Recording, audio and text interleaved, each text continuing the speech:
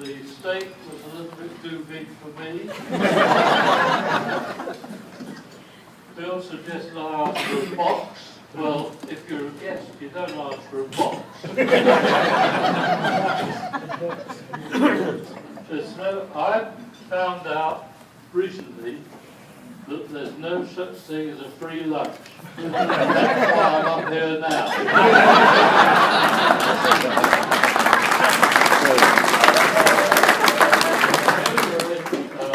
Bill said, will I say a few words? And I will say a few words. What I'd like to do is to have people ask me questions about peas. So, right now, start. If I don't get a question within 2 minutes, I'm off. Right. Would you say a few words about the sketch, the frame sketch? Oh, yes, the sketch there, in about 1980, I met Donald Healy at one of these events, and he said he's thinking of coming up with another Healy. Piece of work there. So his favourite term was, see what you can come up with. Well, that's what I came up with in 1981, I think.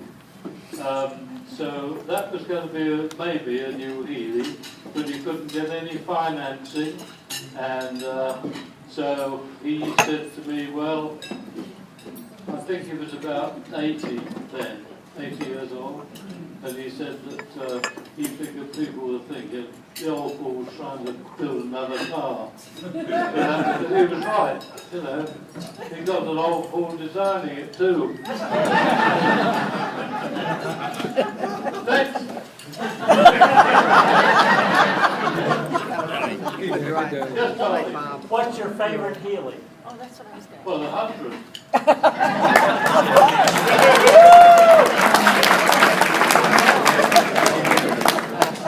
The other ones with the wind-up windows, well, they're nice for old people.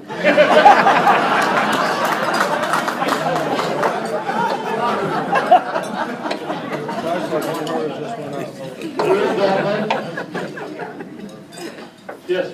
Did you think that when you designed that first Healy, that when you designed the very first Healy that you designed, Yes. did you think that there would be such a phenomenal following?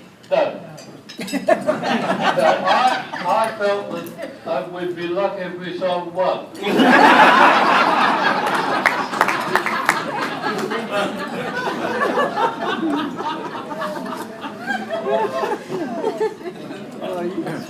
Well, tell us about Donald and the first grill on the 100. Yes. How he responded. Well, the thing is with a small company, in the case of Healy's, there are two people.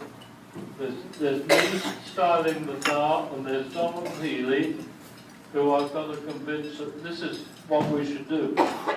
So there are no, in a big company, you have several stylists, product planners, God knows what, and you propose more than one front, side, or whatever. In the case of Healy, it was a one-shot deal. So I drew the car and thought that we should have a grille similar to his current car, which is a very narrow shape. And when we discussed what should we have for the front, I said, well, I think you should have what you've got, but maybe restyle a bit so people know that's a Healy coming down the road and not something else. So he agreed with that. So I made it a little bit wider than his production car. Well, when it's built, I mean, there it is. And I thought, well, it's too narrow, the grill's too narrow, but that's too bad. He agreed it was too bad. So it comes time to show the car in the London Auto Show, and a few weeks probably before, he said, I'm not going to show the car. And I said, well, that's a damn shame, with all the work we've put in on it. And he said, I don't like the front. I said, well, I don't either. It's too narrow. So he said, well, can you change it? And I said, yes, I can make it 2 or 3 inches wider each side, and it'll probably be all right. So he said, do it then. Do it then. I mean, you can do anything for money. So he didn't have any. We made the grill wider, and which is what you see today on the original Healey. And I thought it looked all right. It blended in with the car wider, which is what it should have been. And so he still didn't like it. And he said, no, I don't like it. I don't want that car in the show because of the grill. Well, Roger Menadieu bought the car that suits us. He said, we'll get the car in the truck and drive it down to Earl's Court at night. Right. So the old man won't know. So that's what he did. Well, then the old man finds out that the car's in the show, and he thinks the front end is the worst thing he's ever seen. So he said, well, I want that parking up with its nose in the bushes. So he parks the car in with the bushes. So you've got this racy-looking rear end sticking out, and everybody's saying, what's wrong with the car? Why is it stuck up there with the bushes? So, of course, they drag it out, and it's the hit of the show because of the front. That's it.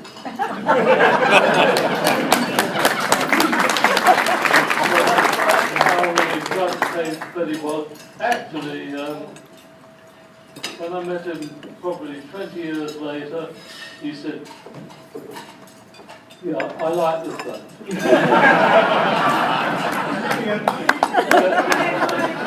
Right. So there we are. Anyway. Did he say anything at the show, Old Man Healey? Pardon? Did he say anything at the show that you all did a good job? Or did they take 20 years for him? Oh, no.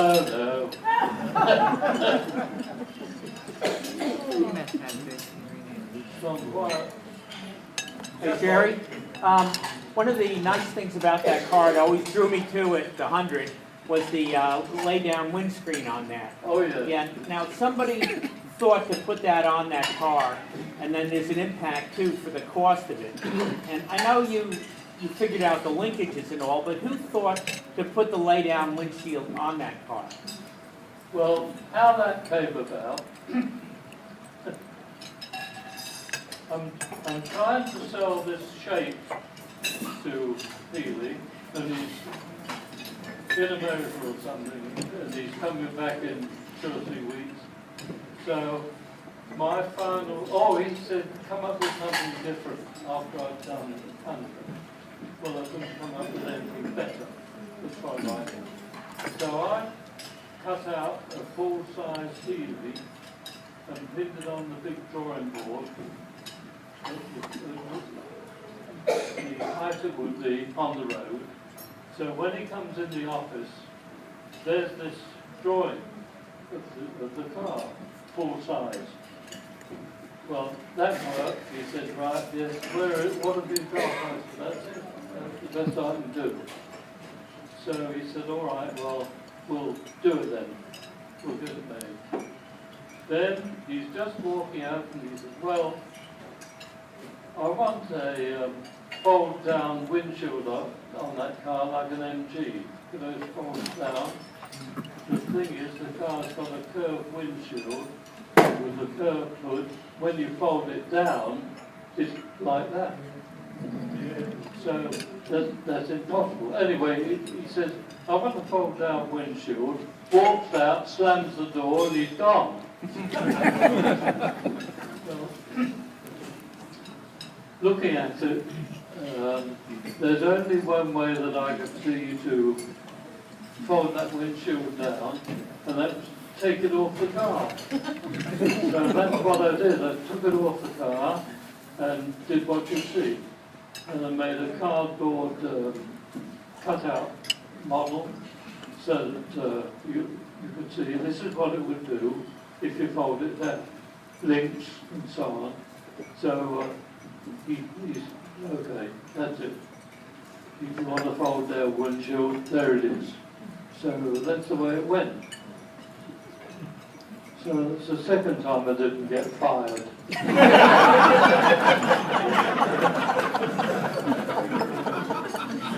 Bill, sir?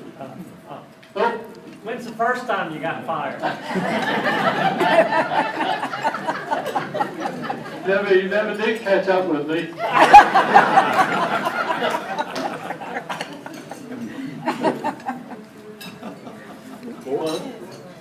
Which Italian designer did influence you the most on the design of the car? I didn't hear that. Maybe just as well.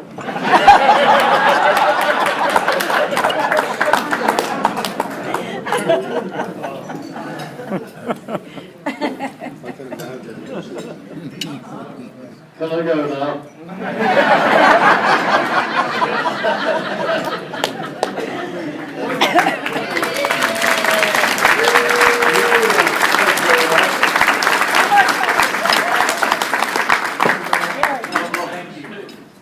What inspired the Jensen Healy? What inspired the Jensen Healy? Fortunately, I've worked for a company when that was done.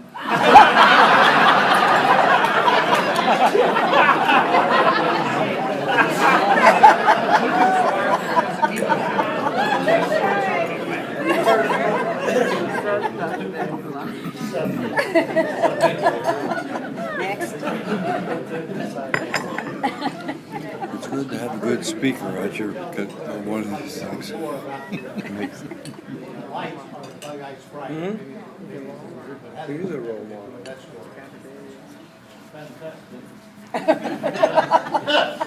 Those lights on the bug eye. The bug eye was supposed to have retractable headlamps. And of course, I'd done the bug eye stripe, and when I left the company, it was in the paint shop being painted red because Don and I called it the poor man's Ferrari. That's all. It's the poor man's Ferrari, so we're painted red. Well, then I left. And then a few years later, I was at Chrysler, and one of the stylists said, "Why don't you come to us? We're going out to the dealer in Detroit, and he's got a new Sprite."